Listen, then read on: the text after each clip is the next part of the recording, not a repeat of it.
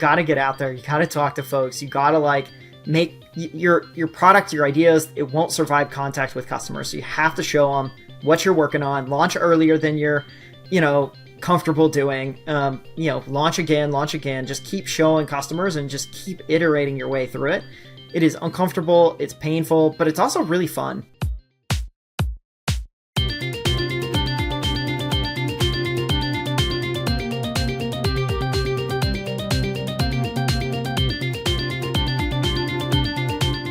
Welcome to My First 16. Today, I'm excited to share my conversation with Wade Foster, co-founder of Zapier.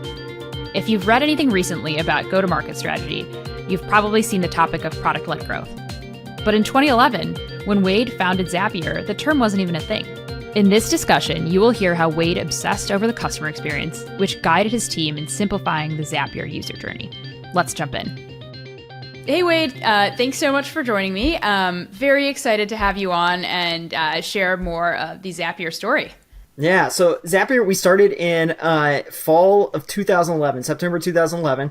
Prior to that, myself, my two co-founders, Brian and Mike, we were working at this company, Veterans United in Columbia, Missouri. And Brian and I specifically, we'd been playing in this like jazz and blues quartet and just like, working on like WordPress plugins and things like anything to sort of like make a buck at the time. And we were always pretty interested in entrepreneurship. We were like, hey, maybe we'd start something, maybe together, maybe not, who knows? And we'd be pinching ideas back and forth like over chat all the time. And one day at work, he shot me a chat and said, hey, what if we built this product that made it really easy for folks to integrate the tools they're using at work? Think Salesforce and MailChimp and Zendesk and Dropbox and all this sort of stuff. All these tools have APIs now, and a lot of these non-technical folks want to have integrations, and they don't. We could make it really easy so that if something happens in one of these apps, we call it a trigger, and if it needs to happen in another app, we'll call it an action. And I remember thinking at the time, I was working with Marketo, and Marketo had this like really old school WSDL SOAP API, and I'm not a very good engineer. And so I was having a really tough time using this thing. And when Brian shot me that, I was like, oh my, I would totally use this. And so we ended up taking it to a local hackathon, the three of us, and we spent the weekend like hacking on this thing, got a prototype working, and it was a lot of fun. And so like that Monday after the weekend was up, we were like, do we want to keep working on this? And we were like, yeah, I think we do. But being in central Missouri, it's not like there's venture funding or seed rounds or anything like that. So we're just like, hey, we got to make a business of this. And so, we keep our jobs. Mike is still in school, and we just start working on this thing nights and weekends. And so, Zapier gets started as a side project born out of a hackathon. And just for the listeners, what year was this that you guys started Zapier? Yeah, it's September 2011. Got it. And when did you decide to relocate it, and when on the journey did you move out of Missouri? Yeah, so September 2011 is when it starts. Right after YC had its like fall applications, and we didn't know much about like California, Silicon Valley, things like that. But, we'd read PG's essays. We were a fan of Hacker News and YC, and we thought, it'd be nice if we get accepted, and like, we're trying to integrate all these tools, and YC has this big network. It maybe could help if we're like part of that network too. So we go ahead and apply. Straight rejected, which made sense. It was like, hey, we don't really there's nothing in our backgrounds that looks particularly impressive or whatever. And so we're kind of like, whatever, like, we still like them, but we're just going to go do our thing. And so, we're working nights and weekends, cranking on Zapier. We're, building a launch list. We're getting beta customers. We're doing all these things, like, again, mostly nights and weekends. And 6 months later, we feel like, hey, we've got enough progress. We've got some things to show. So we go apply for YC again. This time around, I think the time we applied, we'd had 1,000 people that had paid for access to the beta, 10,000 people on a launch list. There was a few YC companies that were using Zapier. And so we applied that time, and fortunate enough to get the interview and ultimately accepted in YC. And so YC was the thing that ultimately moved the three of us from Columbia, Missouri to California. Got it. Awesome. Okay, so let's back up to the time between launching Zapier and getting it to YC. So you mentioned you had 1,000 customers in beta. Would love to hear a little bit about how did you find those customers and how do they start using Zapier? Yeah.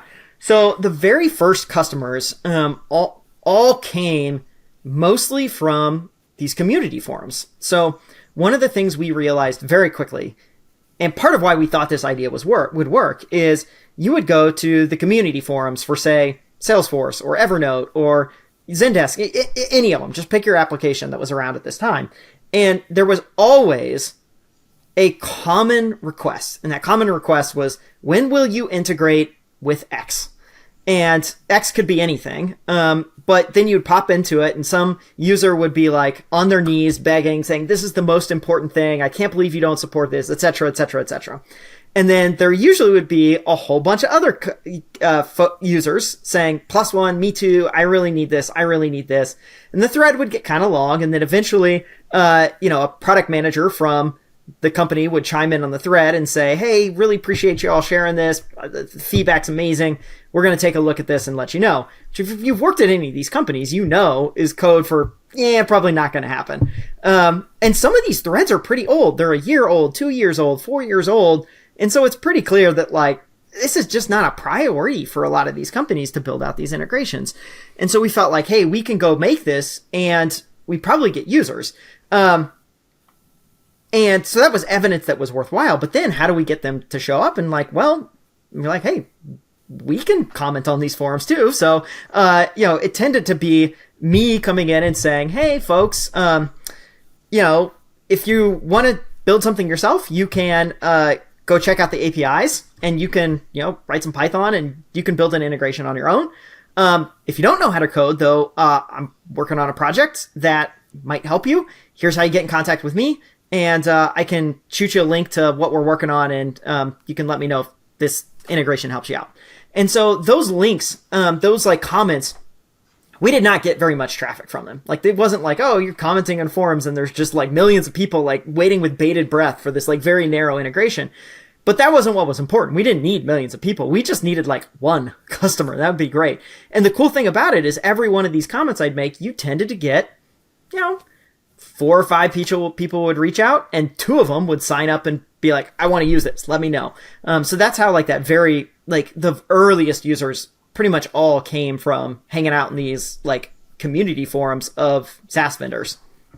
And did you figure out which integrations to build based on what you were seeing from just going through these forums, or how did you even decide, okay, here are the ones I want to build out first? It was a lot of intuition and mixed with some basic market research. So, we used products like this, and so we knew, MailChimp is pretty popular for email marketing, and QuickBooks is really popular for accounting, and Salesforce is popular for sales teams. So it wasn't this wildly rigorous thing. You can kind of just tell what's popular. And then it was based on the people who are interested. So those very first customers would kind of give us a inkling of what might be useful. So, our very first customer was a podcaster, Andrew Warner, who runs this podcast Mixergy. And, I found him on one of these community forums and he was asking for a PayPal high-rise integration. So I was like, well, we have, that was actually PayPal and high-rise were 2 of the first 4 that we built. So I was like, oh, we actually already support this. I'm going to go ahead and email Andrew, cold email him and just see, is he into this? Would he be useful? So I found his email, shot him a note and said hey, you still looking for this? If so, I've got a thing that can help you integrate PayPal and high-rise. Lucky enough, he emails back and says, hey, Wade, thanks for reaching out. I actually already have, I don't need a PayPal high-rise thing, but I am curious, did you build one? And that felt okay, I have permission now to maybe pitch him on something. And so I said, yeah, we are building something. It helps you integrate PayPal and high-rise, but it helps you integrate other stuff too. And I did a little bit of basic research. I went and looked on his site and found out, okay, he's using Wufoo on his site for his forms. He's using Aweber to run his email list. And so I thought, I wonder if he wants Wufoo and Aweber to work well together. So when I emailed him back, I was like, yeah, we support PayPal and high-rise, and it does other stuff like Wufoo, Aweber, and then I added 2 or 3 other ones that I was like, maybe he uses, maybe he doesn't, but who knows? And he emailed back pretty quickly and was like, oh, I actually really do need something to help me integrate Wufoo and Aweber. Can I have access to this? And so that was like the very first customer was, like just, kind of working these forums and like emailing back and forth with folks to see if we could get somebody interested. And did you have the Wufoo and Aweber integration, or did you have to go build it after? We actually had, so we did have it? PayPal and Highrise, but Wufoo and Aweber we didn't. And so when he emailed back and was interested, I went to Brian and Mike and I was like, can you all build Wufoo and Aweber tonight? And they're like, yep, on it. So that night we got Wufoo and Aweber set up, and I emailed Andrew back and I was like, yeah, actually you can do this. Here's a link to get set up for it. Give it a try and see what you think, which there's a whole another story around that, but suffice to say, yeah, we had to go build Wufoo and Aweber more or less for him. Not an uncommon story if you're getting your first few customers. Yep. And so if you're going from one or two or people that you're getting from community forums to 1,000, tell me a little bit about how you were able to get more. Was it all through the same process, or did you figure out like hacks to sort of get people onboarded, faster? I think there's probably two things that we did in parallel. So the first thing is more of what I would call like this bespoke like onboarding process. So for example, with Andrew, we shot him the link and said, hey, can you go ahead and sign up, check it out. The thing I didn't mention earlier is like the product wasn't very good yet. Like Brian, Mike, or I could set up a Zap, but if you handed it to just any random person who like didn't know how it was built, they were going to have a really tough time. And so when Andrew signed up and tried to use it, he emailed back pretty quickly and was like, hey, Wade, thanks. This looks really cool, but like I'm running into some trouble. Could you maybe help me out? And so I jumped on Skype with him and asked him like, hey, where are you running into problems? Can you show me, etc. And I watched him stumble through every single step of the setup process for his app. It was painful. Like as the builder of this thing, I was like, oh my gosh, this is not ready for prime time. And in fact, to just like paint a picture for you, as part of the setup for this app, you have to select which Wufoo form do you want to trigger this off of. And when you click that drop down, instead of showing a list of the names of the forms you had, it showed the form ID. And of course, no normal person memorizes the IDs of these forms. And so he was like, which one do I pick? And I was like, okay, let's go to Wufoo, and like in the URL, so it was like this whole super nerdy like thing that we had just not engineered yet. And so anyway, we go through the whole process, we set that up, and at the very end, we go test it. And he completes the Wufoo, he submits something to his Wufoo form, and then we go refresh the list in Aweber, and boom, the email is in there. And he's like, oh my God, this is so great. This is amazing. How much do I owe you? And so we like that process of watching him set up a Zap. I would then go take all those notes back to Brian and Mike and say like, okay, here's all the things that are not good enough about this process. How do we go make the user experience better? And rinse, wash, and repeat. So I was like doing this bespoke onboarding for, I don't know how many people I did it for. I lost count. It probably was hundreds. If it wasn't hundreds, it was definitely, more than 50 people that I was just going through this process over and over again until the product was good enough. So that was a really important part of making sure that the product got polished enough so that we can actually inject folks into Zapier. Then thing two, alongside this, was figuring out, okay, how do we actually build a more repeatable source of customers? Because commenting forums is not going to be like a long-term customer acquisition strategy. Like we're going to exhaust the amount of forum posts of people asking, when will you integrate with X? Like pretty quickly. Totally. And so the thing we'd observed at that point in time was, when you would go do like searches for integrations, if you were looking for, say, a PayPal iRise integration, what would pop up and the search results would be, API docs. It would be like Pastebin. It would be all these like very technical entries that were pretty sparse. And unless you were an engineer, you were going to be like, I don't think this thing exists. And so we felt like, hey, we'll just build an app directory that showcases all the different types of integrations we have. And when folks go search for, say, PayPal Highrise again, they'll be able to find a page that looks like an actual product. It's like, hey, this is software you can buy, and there's a sign up button, and it's a free trial, and there'll be a nice smooth onboarding experience, and all the sort of stuff that we know today, like good PLG software does. That was kind of like the approach we took, and we built out that basically a search mechanism to go drive that. And then also alongside that, every time we were launching with a new a new app that was supported, they would promote it themselves. They would, write about it on their blog, send their customers an email. They would put it in their own integrations, marketplaces, etc. And so all those things started to build a little bit of a repeatable source of traffic versus these like more bespoke thing we were doing in the customer forums. Totally. And so if you're looking at your first set of customers, like, yeah, there was a lot of sort of more what often is framed as like unscalable things in terms of uploading it or sort of getting people on board, let's say. And then so building out search took time. But obviously, you can't build out a SEO engine overnight. It takes time to sort of have the material to feed into it. But one thing that's really interesting about what you just said too is you guys have at Zapier have been able to build out a self-serve product and scale an entire business off of it, whereas many companies, they have PLG, but it really only is to like feed an enterprise motion that comes much earlier than you guys have actually launched. I'm curious if there's anything else you would share about what has made self-serve work well for you guys. Yeah, I think there's a handful of things that like enables us to do it that may or may not be possible for other companies. I think one was this obsession about that onboarding experience and trying to make sure that the average user could sign up and use it. So that meant I was bespoke onboarding a lot of folks, and I was just watching and just trying to pay attention to, is this easy enough? Are they getting tripped up? And if they were getting tripped up, then that was like a design and engineering problem we had to go figure out and say like, hey, we have to make this simpler. We have to make this easier. Is there help text? Is there, missing feature here? Like, what is wrong with this experience that's causing people to get tripped up? And so I think maybe a common mistake folks make is they're just like, oh, PLG means I never talk to people. And it's like, that was the exact opposite. Like I was talking to people all the time, trying to understand like, how good is this onboarding experience? Because if your product isn't easy to understand, easy to set up, like PLG just doesn't work. That's like something you have to, is absolutely table stakes. I think too was we were targeting a set of customers that was really used to buying software this way and liked buying software this way.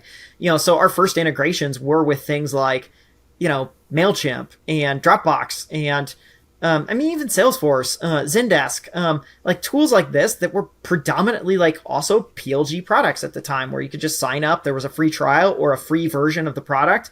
And then the price points also precluded them having like sales teams. And so Zapier, like by and large, was targeting a set of customers that wanted to buy software this way. If you tried to ask them to like pay thousands of dollars or get on a phone call or contact sales, they were just like, this is just not for me. So the target customer, I think, also helped.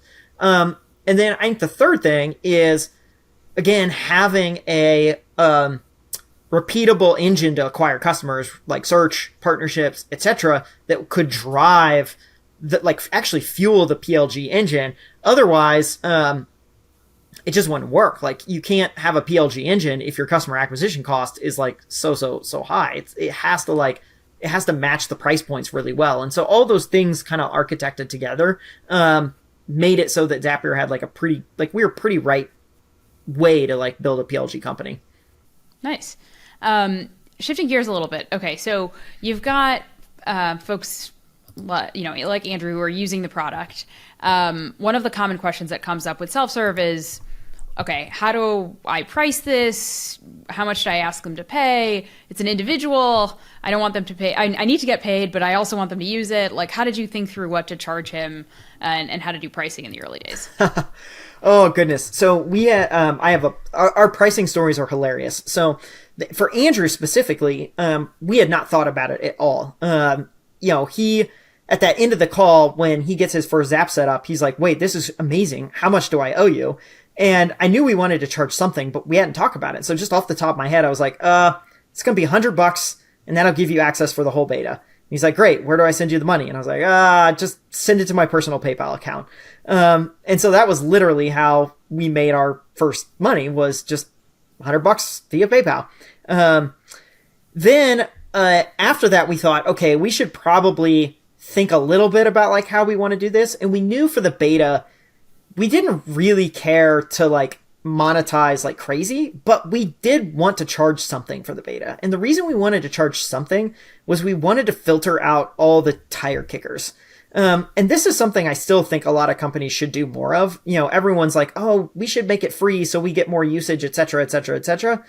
And I just think that that's a really tough place to be, because you're going to get a lot of just like noisy feedback from people who actually really don't have this problem. Whereas people who actually have the problem, they will pay some amount. You don't have to charge a ton, but you can, make some. And so Totally. we actually put a price on the page and we said, hey, it's $5 to get access to the beta, which is comically cheap. But it wasn't even a recurring thing. It was just like $5, you have access, and it's going to be the life of the beta. The beta could end tomorrow. It could end in 6 months. We don't know, but it's $5. Like, who cares? So we just knew that if you paid $5, you cared enough, and you thought this problem was an interesting one. And so we got really good feedback from folks that really did care. So that was maybe part 2 of pricing. The third part then was like, okay, we're actually launching this thing. We need to have some sort of proper pricing on this. And I think this was, this is a fun debate, because I specifically remember one evening where we finally had to decide what exactly are we going to do for this. And, each of us had like our own experience with paying for software, using software, but none of us are pricing experts. But we'd all read a blog post. And so, there was like this whole debate. Nobody is a pricing expert. So, I know, but it was funny. It was like, one of us was like, we should have 3 plans because I read this blog post that said this. And the other was like, no, it should be 4 because I read this blog post that said that. And then it'd be like, oh, it should end in a 9 because I heard that like that's going to actually convert more. And the other was like, no, it should be end with a 0 because that shows it's more of a premium So, just having these debates, it was like all these amateurs that were debating like random talking points that we'd gotten from other internet people versus actually real substantive knowledge of this space. And this went on for like a few hours of just like very vigorous debate. And then I forget which one of us blinked first, but one of us just started laughing, where it was like, this is stupid. None of us know what we're talking about. Like, we should just have fun with this thing. And so that was a pretty fun, that was a key unlock for us. And we just decided, you know what, our first pricing model for this was just going to be based off the Fibonacci sequence. And so there was a plan that's one of my favorite facts from this story. Yeah, the first plan was $11. The second one was $23. The third one was $58 a month. And because we're Zaps, we were like, we should give them fun plan names. And so the plan names were amps, volts, and ohms. And so that's what we shipped. That was our very first pricing model. Clearly not optimized, clearly not built by pricing expertise, but it was fun. And it stood out in it caught people's attention. They were like, this is weird. This is different. What's going on with that Zapier thing? Obviously later on we changed it and made it a little more normal, but, yeah, I had fun with it and used it as a way to get like a little more attention. Well, it's not uncommon at all at the early stages, and frankly at the late stages too, for companies to not know how to price and have this internal debate and overthink it and then end up with something and change it again in like a year or two and then change it again, as you probably have seen. And so, that's a common thread that we often see. I want to touch a little bit on the team side of self-serve. So, I'm curious, like a lot of times founders don't know, okay, how exactly should I hire for a team if I'm really focused on a PLG motion, at least to start. And so I'm curious if you guys thought about bringing any go-to-market people on, whether it's a marketing person or a sales engineer or anything in that realm, or you sort of focused it on the product and what you guys were best at. We're pretty focused on the product, because we built that, search and partnership mechanism early on. That was still like all that was built by myself, Brian, and Mike. The 3 founders sort of like architected all of this. And then what it meant to grow, we knew the thing that would cause us to grow is more integrations, because every new integration meant new landing pages. It meant new partnerships. And that was more customers coming our way. And so basically growth became really about an engineering problem at that point in time. And so our first hire ended up actually being someone to help with customer support. It was like, we have all these customers coming in, and Brian, Mike, and I were doing customer service, and we would wake up and, it'd be like 3:00 in the afternoon before we were able to actually like clear through like the customer service backlog. And start actually going to try and solve some of these problems. And it got to a point where it was like, I mean, we're glad we're able to give these folks such a great like customer service, but what would be better is if we are actually fixing the things they were complaining about. And so hired a former roommate of mine who ran a really big like Chicago Cubs message board. And we're like, hey, well, if you're good at managing a Cubs message board, you're probably pretty good at support. And so he joined up, helped on the support side of the house. And then it wasn't until later on where we wanted to, the content side of this house was working really well. And we had some ideas there where we felt like it could really fuel more top of funnel for us. And that was probably like our 7th or 8th employee that we hired. And that was, I think, probably about 2 years in where we hired that person. And that person was doing content. Yeah, they were specifically focused on content. Yeah. Okay, and then that's to drive the search engine. Yeah, it was like, we have the app directory, and then the other thing I think Zapier is well known for today is like a really good like blog that talks a lot about like best tools to use. Like if you're searching for like best CRMs or best project management apps or how to use this or how to use that. We didn't necessarily know that was the exact thing that we were going to do on day one, but we knew that there was something around this like content education around like how to set up what tools to use and how to use them and like how to go achieve these impacts that we felt like we could do something in there. So it took some trial and error to figure exactly what it was. But we were pretty bullish about the opportunity there. And was there anything in particular you're looking for when you were hiring this content person, given that it's a technical product, and you want that person to sort of speak the language of your users? I'm curious when you were looking for a great content person, if there was anything in particular. We wanted somebody that like was passionate about the space and had a history of just like writing a lot. And so the first person we hired had worked at a regional tech blog and had a history of just like publishing stuff, like a high volume, good stuff every week. It was like, tens of articles every week. And we're like, okay, like you're probably able to keep up with the volume here because we wanted to put out a lot of stuff. And so we, snagged this guy who was in Omaha, Danny, to come work at Zapier, who was running a tech blog in Omaha. Yeah. Okay, shifting gears again. If you were to look back at, your former self in 2011, is there any advice you'd give, Wade of 2011 around acquiring customers and how to think about that, or anything you would have done differently? We were always not afraid to be different. Like we've been a weird company through and through. We didn't raise much money. We did remote work before it was a thing. Like we just operated very differently. We've grown very differently, etc. I think as we started to scale up and like hire more, out of central casting, some of that like novelty got diluted a little bit. And I think probably the advice I'd give that younger me is like, don't worry about like, just keep being weird. Like that weird thing is what really helps you stand out in a market when there is a lot of things that look kind of the same. Like it's harder than ever to do really good marketing. It is so difficult to look good. And the thing is like, it's a lot easier to build software too. And so you're going to have more competitors. You're going to have a lot of stuff that looks more commoditized. And so the best way to stand out is to be different. And I just would encourage that person to be like, don't be afraid of being different. Is there anything else that you guys did in the early days to be quote unquote weird or just different or lean into that more quirky branding? I mean, the Fibonacci sequence, the Zaps. Yeah. Well, but that's like you would. I mean, that's something you would need to know, right? Like, no, you guys know that on the inside, and I've heard that story, but like people wouldn't know. But like in terms of your users really like resonating with the brand. I mean, we were like everybody did all hand support. So like we were all like everybody was in it. And, when customers would email in bugs, like we would fix it like within an hour and we'd email back and say like, hey, we did this. As the brand grew and I was still in support and people were shocked to see me doing support, people would sometimes be like, is this the Wade? And I would do kind of like the Reddit thing where I'd like write a piece of paper and I'd say like, hi, so-and-so. And I'd take a picture of myself and like send that back to them. So just like little things like that just made it feel special. And, I think it's so easy to lose that stuff as you get bigger. It's like, we're a big company now. Like we only do big company things.